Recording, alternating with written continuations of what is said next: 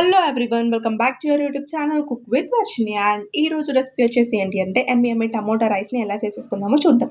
ఇక్కడ ముందైతే నేను ప్యాన్ పెట్టేసుకున్నాను. అది హీట్ ఎక్కాక ఇక్కడైతే 3 టేబుల్ స్పూన్స్ ఆఫ్ ఆయిల్ అయితే వేసేసుకున్నాను అనమాట. జీలకర్ర, ఆవాలు, కరివేపాకు అన్నీ వేసేసుకున్నా. ముందుగానే కట్ చేసి పెట్టేసుకున్న tomato, onions and chillies and ఇక్కడ ముందైతే కట్ చేసి పెట్టుకున్న అవన్నీ వేసేసుకున్నా. అండ్ కొంచెం బాగా ఫ్రై అయ్యాక మనం ఇక్కడైతే కొంచెం మనకు రుచికి సరిపోయేంత ఉప్పునైతే యాడ్ చేసేసుకుందాం.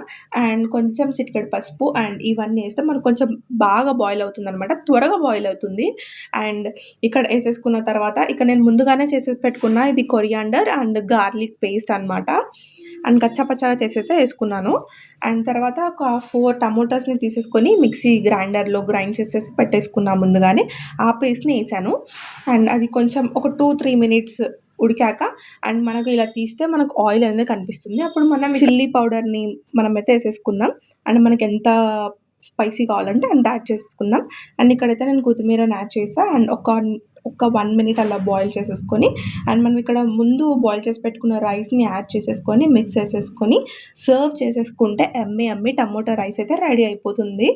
అండ్ మనం ఇక్కడ మంచిగా కలుపుకొని సర్వ్ చేసేసుకుందాం. ఎమ్మి టమోటా రైస్ ఈజ్ రెడీ.